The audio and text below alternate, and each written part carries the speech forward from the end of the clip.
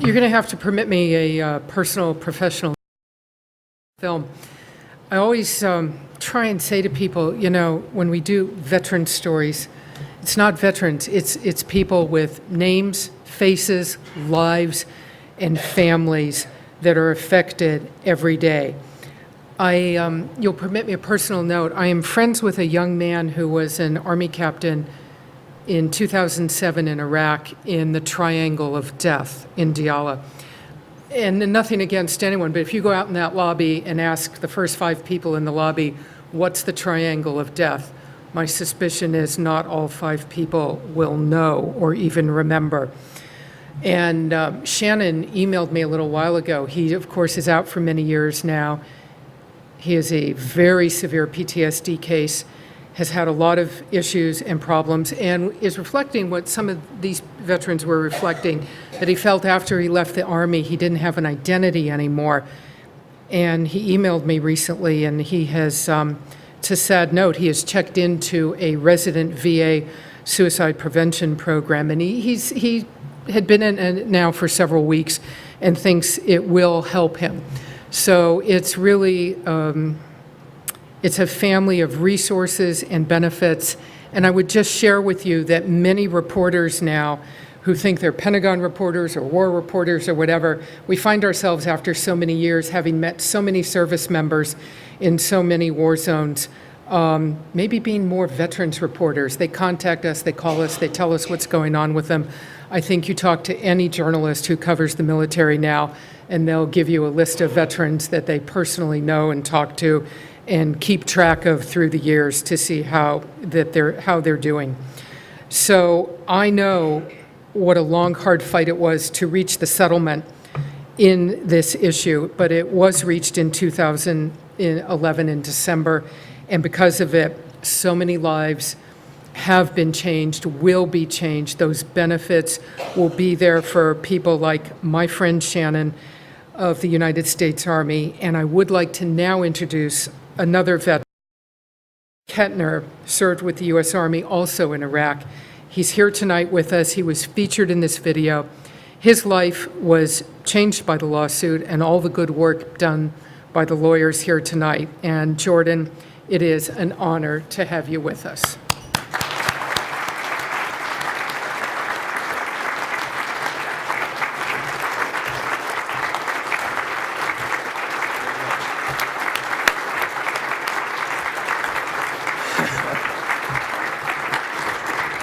Of course you guys put me after this like sappy video.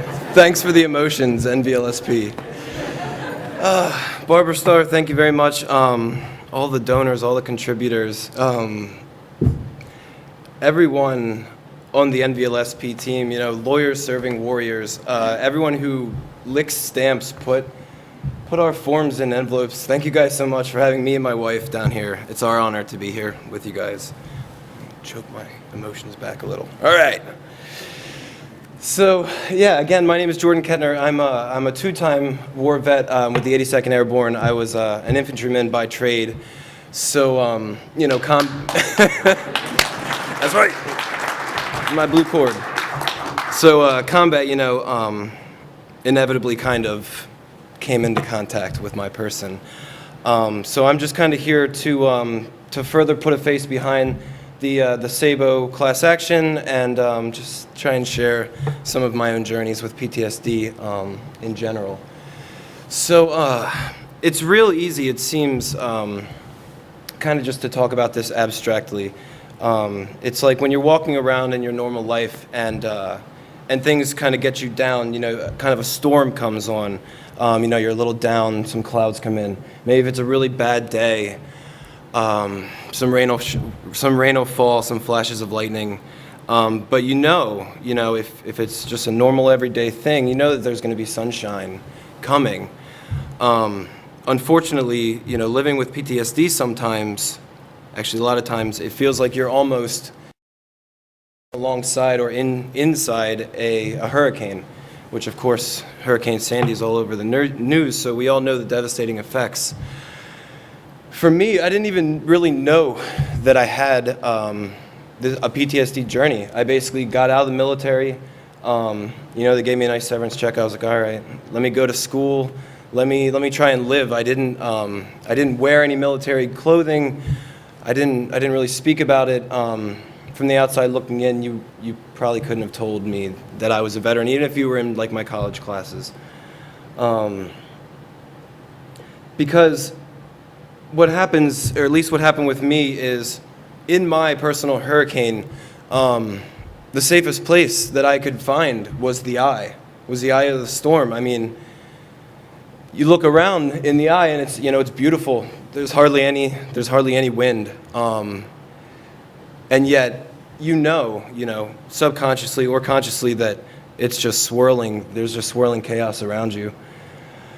But you avoid thinking about the things that happened in the military. You try and avoid all the thoughts. Maybe even you turn to drugs or alcohol. It happens, way too often among our population.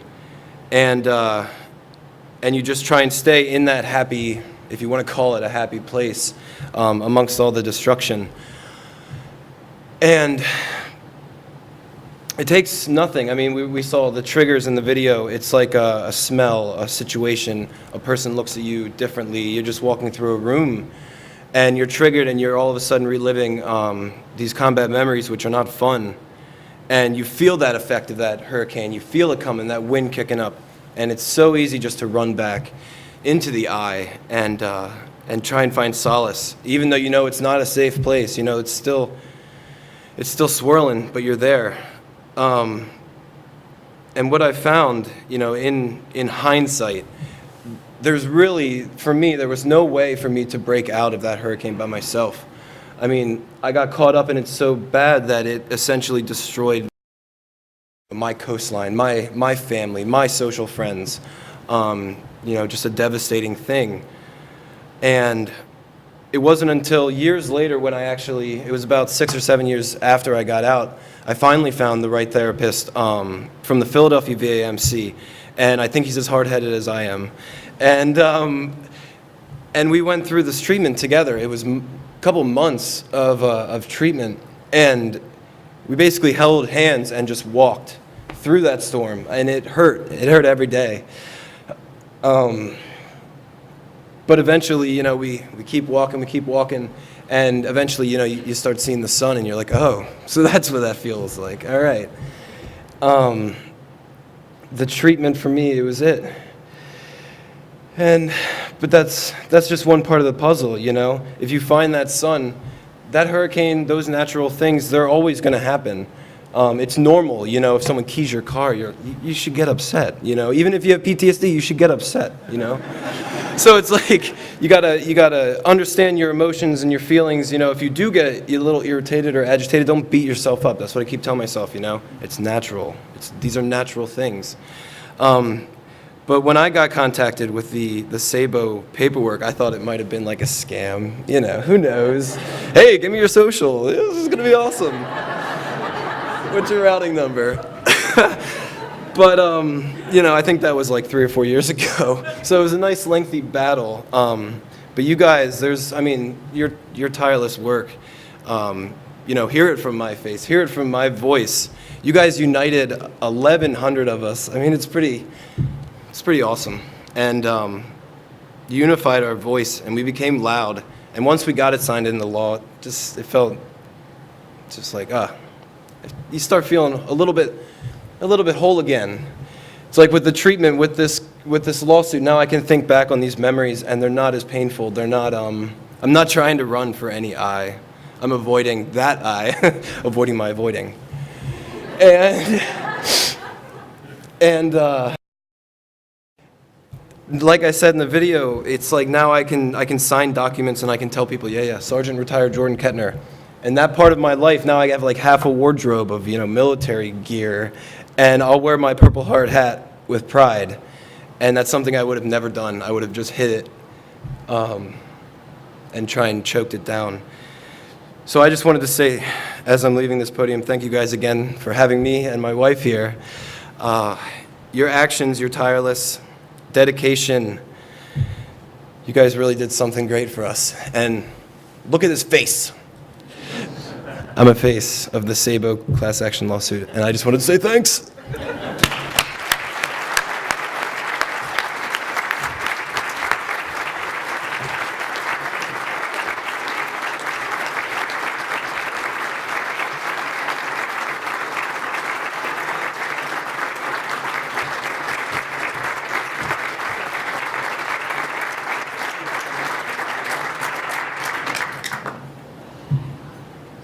U.S. Army Sergeant Jordan Ketner, retired, 82nd Airborne, always. Thank you. Thank you, sir.